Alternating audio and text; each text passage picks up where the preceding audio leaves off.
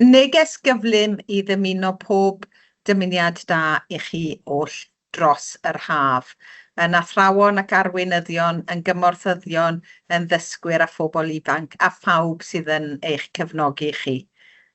We know that there are challenges ahead, but I hope we can face them together for the benefit of children and young people across Wales. Byddai'n gweithio dros yr haf gyda'n partneriaid ar ein blaenoriaethau ar gyfer addysg. I'll also continue working to build a sustainable system for children and young people with additional learning needs.